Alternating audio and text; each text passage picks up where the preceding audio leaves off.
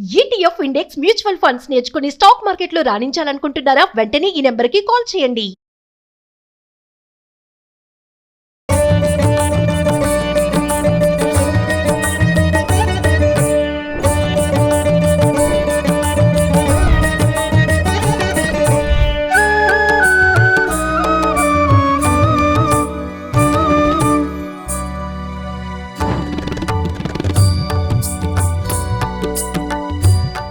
మీలో ఒకదాన్ని నేను కూడా అసలు ఎంత కంగారు వచ్చేస్తుందంటే శ్రావణ మాసం వస్తోంది అని అంటే ఈ పూజలు చేయాలి, ఆ వ్రతాలు చేయాలి, వీళ్ళని పిలవాలి, రిటర్న్ గిఫ్ట్స్ ఇలా ఇవ్వాలి. ఈ గందరగోళంలో అసలు చేయాల్సినవేంటి, చేయకూడనివేంటి, పాటించాల్సినవేంటి, ఒకవేళ పొరపాటున ఏమన్నా చేయకూడనిది చేస్తే ఇంకా పాపం అంటుకుంటుందా, ఇంకా అసలు మన ఇంట్లో వాళ్ళందరికీ ఆ పాపం పట్టి పీడుస్తుందా, ఇట్లా 1,00,000 డౌట్స్తో సతమతం అయిపోతూ ఉంటాం కదా. సో బేసికల్గా భగవంతుడి మీద కాన్సన్ట్రేషన్ చేద్దాం, తెలుసుకుందాం ఏది కరెక్ట్, ఎలా ఉండాలి, ఎలా ఉండకూడదు. తద్వారా భగవంతుడి మీద ఎక్కువ ఫోకస్ చేయడానికి ఆస్కారం లభిస్తుంది. అందరికీ నమస్కారం, నా పేరు దీప్తి. ఈరోజు మనం మాట్లాడుకోబోతున్న అంశం శ్రావణ మాసానికి సంబంధించి అసలు మనందరం ఖచ్చితంగా పాటించవలసినటువంటి 5 నియమాలు ఏమిటి, చెయ్యకూడని పనులు ఏమిటి, ప్రతి కుటుంబం పాటించవలసింది ఏంటి. చాలామంది కింద కామెంట్స్లో పెడుతూ ఉంటారు, ఏదన్నా అంటే పొద్దున బ్రహ్మముహూర్తంలో లేచి ఒక 21 రోజుల పాటు హనుమాన్ చాలీసా చదివితే మనం అనుకున్నవన్నీ ఎట్లా అయితే నెరవేరుతాయని చెప్తారో, శ్రావణ మాసంలో కూడా ఒక శ్లోకం ఏదైనా చదువుకుంటే మన అనుకున్నవన్నీ, మన సంకల్పం నెరవేరుతుందా అని కింద కామెంట్స్లో కొంతమంది పెట్టడం నేను చూశాను. సో దాని గురించి కూడా వివరణ, ఈ అన్ని విషయాలకి సంబంధించినటువంటి సమగ్ర సమాచారం అడిగి తెలుసుకుందాం. వాస్తు జ్యోతిష్య శాస్త్ర నిపుణులు జయరామకృష్ణ శాస్త్రి గారు మనతో ఉన్నారు. ఒక్కసారి ఆయనతో కనెక్ట్ అవుదాం. అయ్యా నమస్కారం. నమస్కారం. ఎంత కంగారుగా అడిగాను అంటే, సగటు స్త్రీ ఇలానే నా రకంగానే కంగారు పడిపోయి మా ఫ్రెండ్స్, మా అక్క చెల్లెళ్ళే ఇది చేయొచ్చా, అది చేయొచ్చా, ప్రతి సంవత్సరం వచ్చే శ్రావణ మాసం అయినా కూడా ఏదో ఒక తెలియని కంగారు, ఏదో ఒక తెలియని ఆతృత. కాబట్టి మీరు వివరిస్తే అన్ని చక్కగా రాసుకొని తెలుసుకుందాం అనుకుంటున్నాను. తప్పకుండా అమ్మ.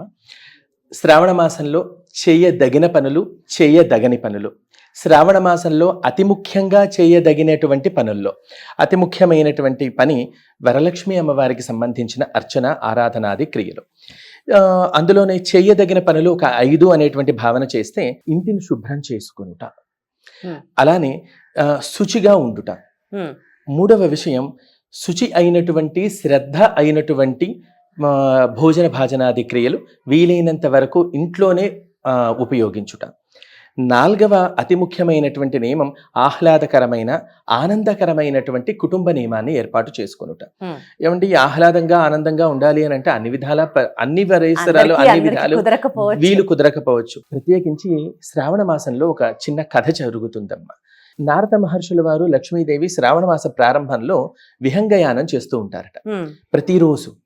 ఏమంటే ఆవిడకి ఇంకా వేరే ఏమీ లేదా అంటే బిడ్డలని అనుగ్రహించడం కోసం తల్లి మా పిల్లాడు ఎలా ఉన్నాడో లేదా మా పిల్ల ఎలా ఉందో అనేటువంటి ఆదుర్ద ఎలా అయితే ఉంటుందో అమ్మవారికి కూడా అంతే.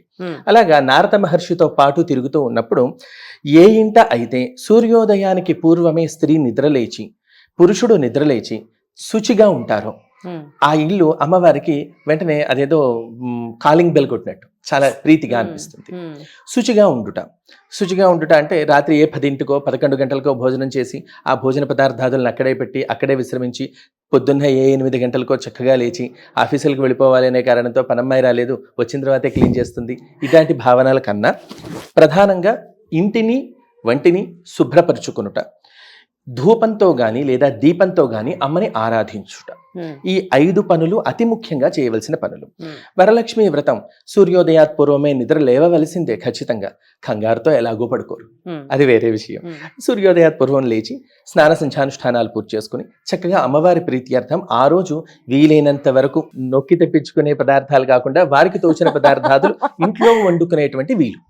ఎందువల్ల అనంటే మా తినే ఆహారము, నివేదన చేసేటువంటి ప్రసాదానికి ఒక ఖచ్చితమైన నియమం ఉంటుంది. అమ్మవారు 10 రకాల పదార్థాలు, 20 రకాల పదార్థాలు పెట్టమని ఏ ధర్మశాస్త్రంలోనూ చెప్పలేదు. చెప్పింది మీకు ఏది వీలైతే యద్రోచితే తదుత్యం, అంటే ఏది ఇష్టమైతే, మీరు ఏది చెయ్యగలిగితే ఆ పదార్థం ఇంట్లో పచనం చేస్తే చాలు. ఇంట్లో పచనం చేసి అంటే ఇంట్లో వండిన పదార్థాన్ని అమ్మకి నివేదిస్తే చాలు. కాస్త పాలు పొంగించి కాస్త పొంగల్ చేయండి, అదే నివేదన చేయండి, కానీ అమ్మ ప్రీతిపాత్రంగా స్వీకరిస్తుంది. అదే వంట చేసేటప్పుడు క్రోధంతో చేశారా రాదు. ఏమండి ఏమిటి ఉండే మానసిక స్థితికి చేసే వంటకి పదార్థానికి సంబంధం ఏమిటండి అంటే, భగవద్గీతలో శ్రీకృష్ణ పరమాత్ముడు చెప్పినట్లే అన్నం తినేటువంటి అన్నంలో ఉండదు, వండేటువంటి వ్యక్తి యొక్క దృష్టికోణాన్ని బట్టే అన్నీ మారిపోతాయి అనేటువంటి విధానం. తద్వారా ఇంట చేయబడ్డ పదార్థాదుల్ని అమ్మకి నివేదించే ప్రయత్నం చేయండి. ఏమండి మాకు ఇవి రావు అవి రావు, వద్దు, వచ్చినవే చేయండి. ఇది ఒకటి. అలానే అస్సలు చేయకూడనటువంటి పనులు ఏమిటి, చేయవలసినవి ఇవైతే చేయకూడనివి. మంగళ శుక్రవారాల్లో నఖశిఖ పర్యంతం అంటే జుట్టు కత్తిరించుకునుట, గోళ్లు కత్తిరించుకునుట ఇంట్లో చేయుట తప్పు. అతి ముఖ్యంగా ఇంట్లో చేయడం తప్పు. ఇంట్లో ఖచ్చితంగా చేయకూడదు. ఆదివారం నాడు ఏదో బహిర్భాగానికి ఇంటి బయటకు వెళ్ళండి, సరి చేసుకోండి, శుచి చేయండి. అలానే ఖచ్చితంగా ముగ్గు పెట్టుకునే ఉండాల్సి ఉంటుంది. ఏమంటే పెద్ద అపార్ట్మెంటు, పెద్దగా ముగ్గులు పెట్టలేము, ఒక ముగ్గు కర్ర చిన్నది చాలు, ఇంటి ముందు వేసుకోండి. మీ ఇంటి గడప ముందు చిన్నది ధర్మానికి తగ్గట్లుగా, లేదా పూజా మండపంలో అమ్మవారి ముందు వేయండి, అది ఖచ్చితం. మూడవ అతి ముఖ్యంగా చేయకూడనటువంటి పనులు ఏడ్చుట.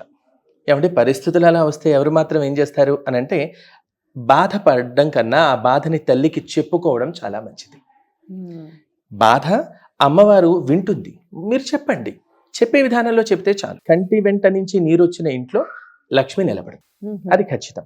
అది భర్త కారణమా, అత్తమామల కారణమా, మరొకరు కారణమా, ఆఫీసులో పనిచేసే వ్యక్తుల కారణమా, లేదా పై అధికారుల కారణమా, ఏ కారణంతోనైనా కంట నీరు ఒలికించవద్దు. ధైర్య స్థైర్యాలతో ముందడుగు వేయాలి. ఎక్కడో ఎవరో చెప్పారు గురుగారు, మనం బాధపడుతూ ఆ దేవతని గనక మనం అడిగితే తప్పక వింటారు అని చెప్పారు. మరి బాధపడడం, ఏడవడం రెండింటికి తేడా ఉంది. ఓహో, కంటి వెంట నీళ్లు కారిస్తే ఆ బాధ కంటి నీళ్ల రూపంలో బయటకు వచ్చేసినట్లే. మీరు అమ్మవారికి ఇచ్చేది కన్నీళ్లు. మీ బాధని అమ్మ ముందు ఉంచండి, కానీ ఏడుస్తూ రోదిస్తూ కాదు. అచ్చా అచ్చా, ఓకే. కానీ మనం ఆ దేవతను చూసిన వెంటనే కళ్ళె తిరుగుతాయి కదా, ఆనంద భాష్పాలు. అమ్మని కంటి నిండా చూసినప్పుడు వచ్చేది ఆనంద భాష్పం. ఖచ్చితంగా శ్రావణ మాసంలో ఎప్పుడూ చేయకూడని పని, కానీ శ్రావణంలో అతి ముఖ్యంగా లక్ష్మీదేవి తిరస్కృతి భావనల్లోకి వెళ్ళేటువంటి విధానం ఇది. కొన్ని అసభ్యకర పదజాలాలతో భార్యాభర్తలు ఘర్షించుకునుట, లేదా కుటుంబ వ్యక్తుల్ని పిలుచుకొనుట అనేవి మాత్రం పనికిరాదు. ఈ 5 పనులు అతి ముఖ్యంగా చేయకూడదు. ఈ శ్రావణ మాసంలో విద్యుక్త ధర్మంగా చేయకూడనటువంటి పనులు ఈ 5. అట్లే ఈ మాసంలో చేయవలసిన పనులు ఇందాక మనం చెప్పుకున్నట్లుగా.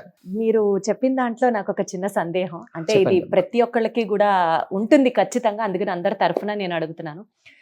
ప్రతి యుగంలో దేవుణ్ణి మనం ఏ రకంగా ఆరాధించాలి అనేది మారుతూ వచ్చింది. అందులో కొంతమంది పెద్దలు చెప్పినట్లుగా కలియుగంలో ఆ భగవంతుణ్ణి మనం ఆయన్ని సంతోషపరచాలి అని అనుకుంటే అతి సులభమైంది, ఆయన నామ జపం చేస్తే చాలు స్వామి వెంటనే మనల్ని అనుగ్రహిస్తాడు అని చెప్పారు.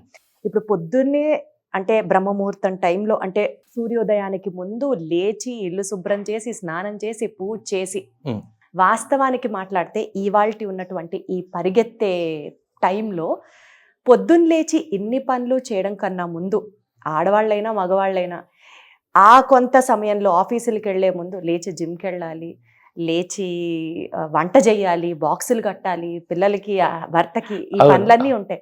సో నా డౌట్ ఏంటంటే, ఇవన్నీ చేయాల్సిన అవసరం ఉన్నప్పుడు అందరూ చేసేది ఏంటంటే గబుక్కున పనులన్నీ ముగిచ్చేసుకొని ఆఫీస్కి వెళ్తూ దేవుడికి దండం పెట్టుకొని దీపం పెట్టుకొని వెళ్తారు. ఇది కదా వాస్తవం. ఇప్పుడు మీరు చెప్పింది ఇలా చేస్తే చాలా బాగుంటుంది, కానీ అలా అందరికీ కుదరని పక్షాన ఇప్పుడు సపోజ్ ఎక్సర్సైజ్ చేయాలండి, పొద్దునే లేచి దీపం పెట్టేసి స్నానం చేసేసిన తర్వాత వాళ్ళు ఎక్సర్సైజ్ కి వెళ్ళలేరు. వంట చేయాలి, స్నానం చేసి పొయ్యికి కూడా పూజ చేసి నిప్పు వెలిగిస్తే మంచిదే, కానీ అది వాస్తవానికి చాలా దూరంగా ఉండేటటువంటి ఒక రెగ్యులర్ సమస్య. అవును. ఇలాంటి సమయాల్లో ఏం చేయాలి? ఇలాంటి సమయాలలో శ్లోక పారాయణ, అమ్మవారికి సంబంధించిన శ్లోక పారాయణ అనేటువంటిది బాగుంటుందమ్మా. అంటే మీరన్న బిజీ లైఫ్ ఏదైతే ఉన్నదో దీనిలో కొంత సమయం కేవలం 1 నిమిషాన్ని కేటాయించి శ్రద్ధాళువై కూర్చుని యాదేవి సర్వభూతేషు విష్ణుమాయేతి శబ్దిత నమస్తస్యై నమస్తస్యై నమస్తస్యై నమో నమః అనేటువంటి శ్లోకాన్ని చక్కగా అమ్మవారి దగ్గర జపం చేసుకోవడం, 3 సార్లు 5 సార్లు 9 సార్లు పారాయణ చేసుకోవడం వల్ల పూజ చేసినటువంటి సమగ్రమైన ఫలితాన్ని పొందవచ్చు. ఆహా, ఇలా చెప్తే ఎంత హాయిగా ఉంటుందో. ఆ కష్టతరమైన పని కాస్త సింప్లిఫై అయిపోయినట్టు లెక్క. కాబట్టి దీనికి స్నానం చేయాలి, దీపం పెట్టాలి, ఇట్లాంటి నియమాలు ఏవీ లేవు. స్నానం చేసి ఆఫీస్కి వెళ్లే ముందైనా అగరబత్తి వెలిగించి కాస్త ఓ దీపం పెట్టి కూర్చుని ఒక 3 పర్యాయాలు 5 పర్యాయాలు ఇది చేస్తే సమగ్ర పూజ చేసిన ఫలితం దక్కుతుంది. ఆ ఒక్క శ్లోకం యొక్క తాత్పర్యం చెప్పగలరా? యా దేవి సర్వభూతేషు విష్ణు మాయేతి శబ్దిత. ఏ దేవత అయితే సర్వభూతాలలో ఉన్నదో, సర్వభూతాలని నడిపిస్తూ ఉన్నదో ఆ తల్లి విష్ణుమాయ మహాలక్ష్మి స్వరూపంలో నా ఇంట ఉండేటువంటి తల్లి. చరాచర జగత్తుని నడిపించే ఆ తల్లికి వేవేల నమస్కారాలు నేను తెలియచేస్తున్నాను నాకున్న పరిధిలో. నాకున్న పరిధిలో అనేటువంటి అర్థం దీనికి ఉంటుందమ్మా. కాబట్టి ఈ శ్లోకాన్ని ఒక 3 సార్లు 5 సార్లు 9 సార్లు ఎవరి సమయాన్ని బట్టి అన్నిసార్లు అనుకొని చక్కగా ఇప్పుడు మీరు చెప్పినవన్నీ పాటించగలిగితే అద్భుతం. పాటించలేకపోతే ఆ గిల్ట్ తో సతమతం అయిపోకుండా ఇది నివృత్తి. అద్భుతం. థ్యాంక్ యూ గురుగారు, ధన్యవాదాలు. నమస్కారం. సో మరి ఈ శ్రావణ మాసంలో ఈ రకంగా చేయగలిగిన వాళ్ళు చేస్తూ, లేని పక్షాన షార్ట్ కట్ అంటారు కదా, అలా కూడా కాకపోతే ఏదైనా సరే ఆ అమ్మవారి మీద యొక్క ధ్యానం పెట్టి మనం గనక పూజ చేస్తే అండ్ దెన్ మనం అంతా మంచి జరగాలి అని కోరుకుంటే అప్పుడు అది నెరవేరుతుంది అని మనస్ఫూర్తిగా తెలియజేస్తూ ధన్యవాదాలు.